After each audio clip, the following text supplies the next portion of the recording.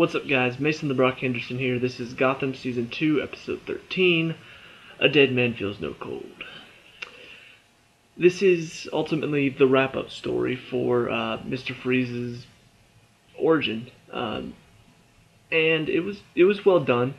The thing that really does impress me, though, is that before it seemed like whenever they did these origin stories for villains, because they did a few before this, it just felt kind of forced in, like, oh, okay, what important villain are we going to show next? Well, here's Scarecrow. Well, here's... I can't think of any others. They showed Jerome, I guess, kind of an origin story for the Joker. Can't really think of... There were a few, though, that were clearly just forced in, and it was like, here, origin story for so-and-so. This one is an origin story for Mr. Freeze, but it also affects the main character, Jim Gordon, which is what this show should be about. I've said this before. They didn't really focus on Jim at first. So it was so unfocused, and the whole point of why the show is here wasn't really clear. It's like, why is this show? What is important about the show? What are they trying to show us? As Season 1 went on, it kind of started to get focused on Jim and then on Penguin, and you were kind of following both of those characters. Now they've really focused in on Jim. It's all about him and how he became commissioner, his story of growing as a police officer. And so to have an origin story for Mr. Freeze while still having it affect Jim directly in his story is a good move, because that's really what they do well here. Besides the fact that, Victor is now trying to get Nora back, you've got Lee really, trying to take care of Nora. Like, she is determined to take care of her despite what Jim says, despite what the Barnes is trying to do. She wants to be the one taking care of Nora. And that leads to kind of a little bit of a fight between Jim and Lee at the end, where she's really making some good points about how he's the one that's kind of making these decisions. Like, everything that he's doing is kind of pushing... Well, she doesn't say this, pushing her away, but she kind of makes that inference that all of these decisions, he can blame other people, he can say it was Barnes' idea to move her, he can blame the Penguin on, killing Gallivan, but she knows that deep down it's all him. Like, he's making these decisions on his own. And this is kind of the first time where I've really felt like Jim needs to be put in his place. Like, before with Barbara, when she was complaining about him doing his job and blah blah blah, it just felt unnecessary. It felt like you just want to create drama between these two, so you're going to give her some convoluted reason to complain. Whereas this one, it truly does feel like, yeah, he's going down a dark path, and Lee needs to say something because, just like what Nora said, she saw what was happening to Victor and didn't say anything. She could have stopped him. Lee kind of takes that and says, you know what, she's right. And now she's saying something to Jim to try to knock him off of this dark path he's going down. Because if he doesn't stop, it will get bad. Which, one of the downsides of doing a prequel to something is knowing how it's going to end up. We know that he's not going to end up becoming a bad guy, because we know in the end Commissioner Gordon is the most upstanding police officer. So we know that eventually he is going to turn it around, but it's kind of interesting to see him going through this dark phase where he's killed Gallivan because of what Gallivan did to him. And now he's kind of struggling with that darkness inside, and Lee is the one stepping up to saying, you need to change. This can't continue. So that was very well done. Seeing Victor, it's pretty exciting, but not extremely like, oh my gosh. Because, he was a pretty good villain. Like, you clearly could see the struggle going on inside of him whenever he's talking to Jim in the hospital, or no, Arkham Hospital, telling him that he's got this. Jim and Lee are trying to reason with him, and you could just see the struggle going on, mainly the way the tearing up of the eyes, and then the way his face was kind of like twitching a little bit. Like you could see he's having an internal battle with himself. That's not redundant. But you can tell he's having an internal battle, fighting. How far do I take this? Do I completely go all the way? And it's very emotional. Like you can tell he's really struggling with it. And then the way it ends is extremely emotional because Nora switches out the formula because she would rather die than see him wake up again to see what he's become. And so she switches out the formula. He shoots her with it without checking it to make sure. A little bit of an oversight on his part.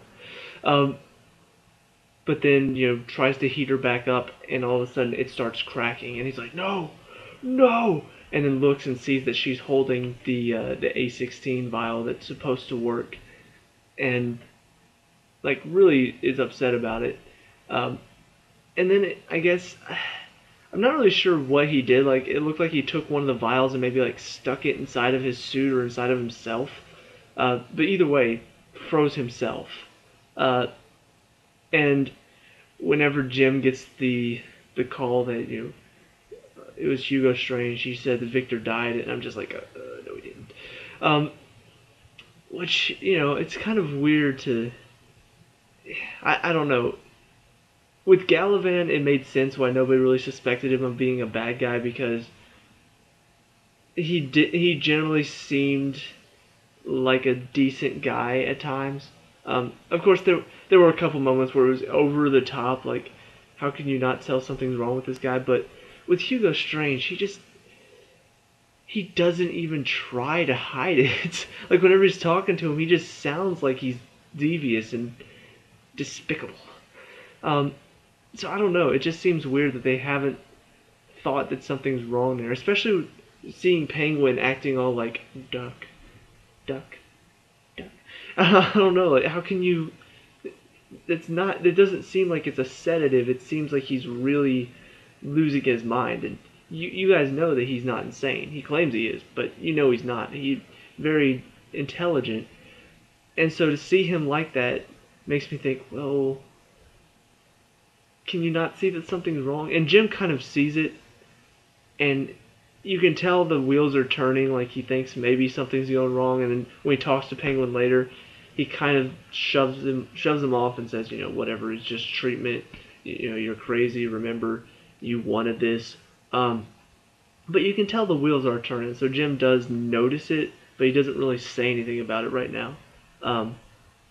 But speaking of Hugo Strange, let's talk about the end.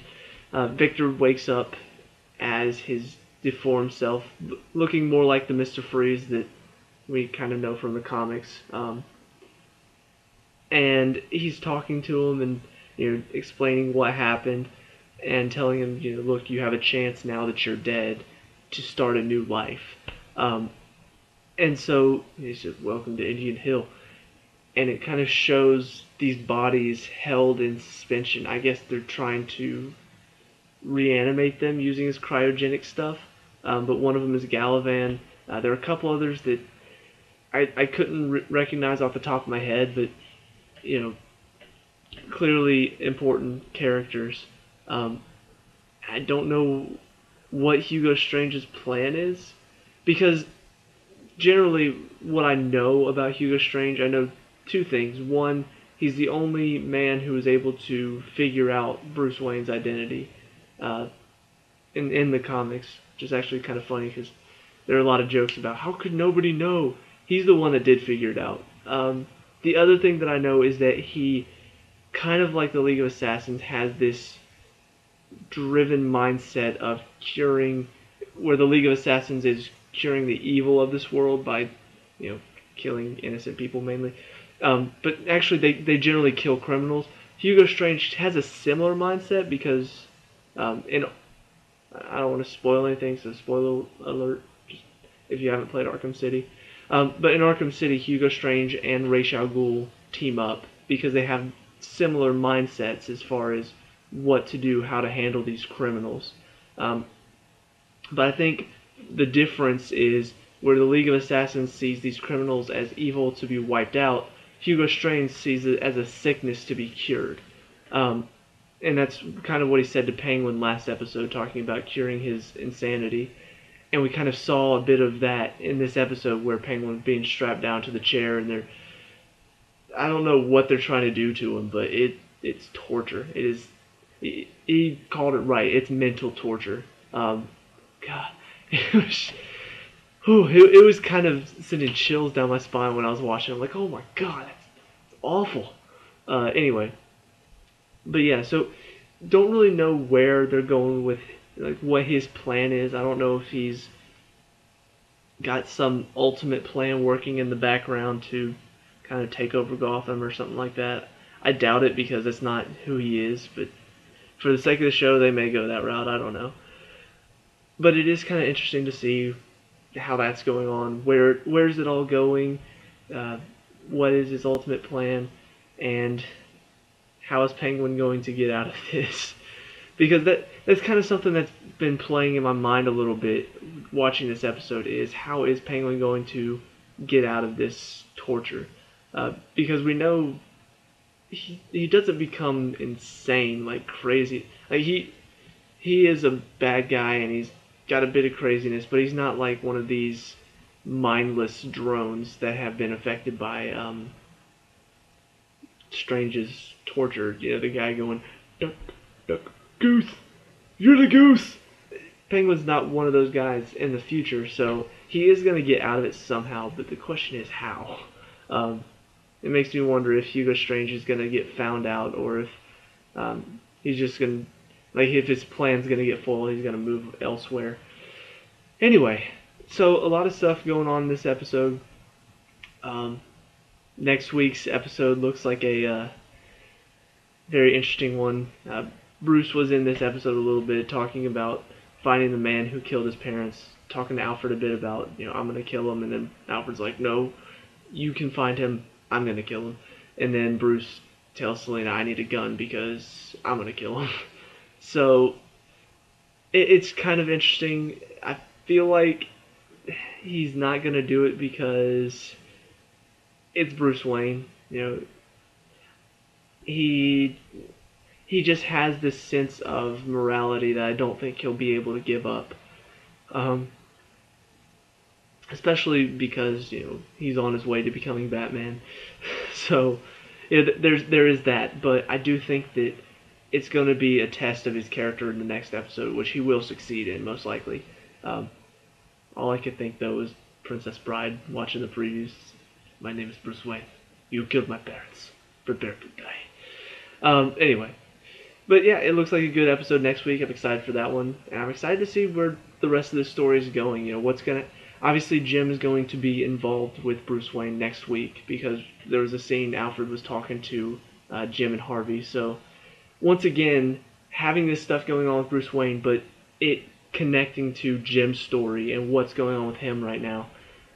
Especially because, Bruce is kind of doing what Jim did with Theo Gallivan at the end of the first half of the season. So it's kind of going to be a reality check for Jim where, yeah, he killed this guy. He killed Theo Gallivan in cold blood. Are you going to let Bruce do the same thing? And if not, you're going to have to do a check on yourself. Why is it okay for you to do it but not Bruce? They could do a lot of interesting stuff, and I hope they take advantage of it. Because this would not be the first time that a show has had a good premise and then not taken advantage of it. But they seem like they're setting it up very well, and I think they know what they're doing now. So it is exciting to see, and I'm excited to see what comes next. So let me know down in the comments what you think. What do you want to see next? What do you think is going to happen next week? And what do you think Strange's ultimate goal is in all of this? Let me know. Leave a like and subscribe for more Gotham, and I'll see you at the next review. Peace out.